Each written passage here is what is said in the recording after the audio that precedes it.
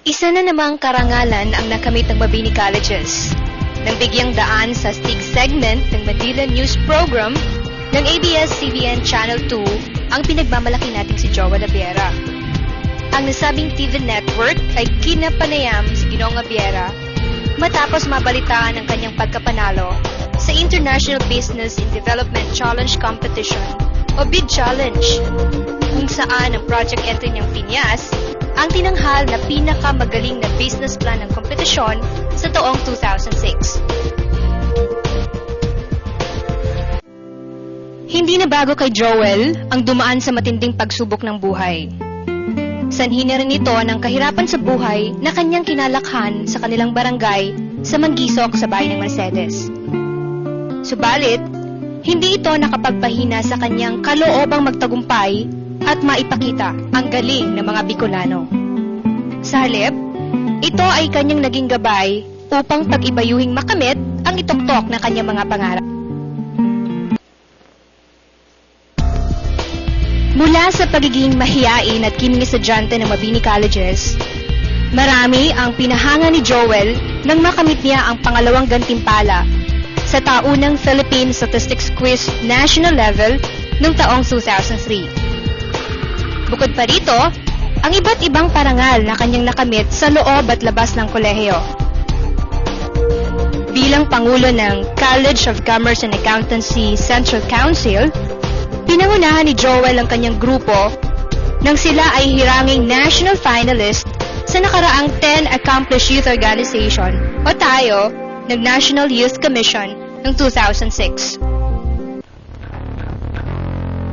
Subalit ang pinakatangi sa lahat niyang tagumpay ay ang pagkahirang sa kanya ng BID Challenge, kung saan tinalo niya ang mahigit na 900 katunggali sa buong mundo upang makamit ang premyong nagkakahalaga ng 10,000 euros o humigit kumulang sa 650,000 pesos.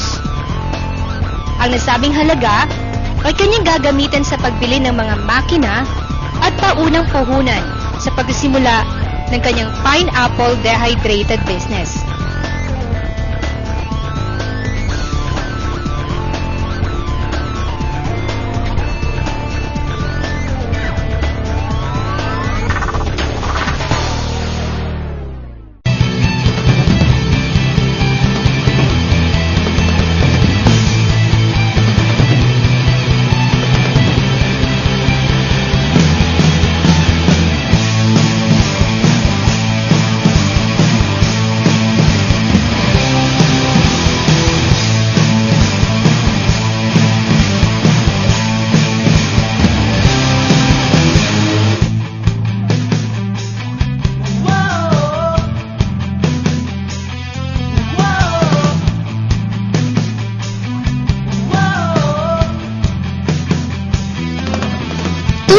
Nagbago na ang mundo ni Joel Abiera.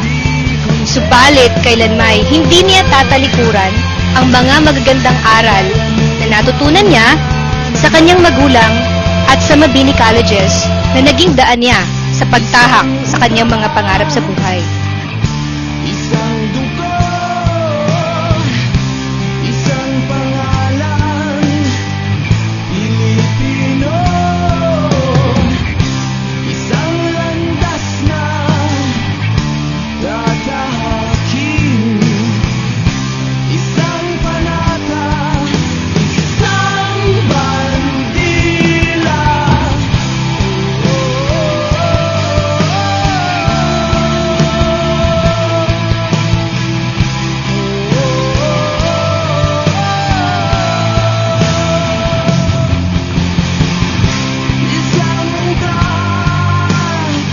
Nitong buwan ng Marso, nagtapos si Joel na may parangal na cum laude sa kursong BS Accountancy.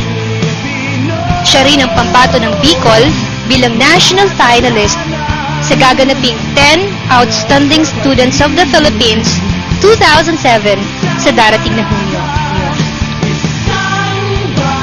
Kaya naman lubos kang kinararangal ng Mabini Colleges si Joel. Dahil sa'yo, masasabi namin, we're proud to be Mabinians. Astig ka!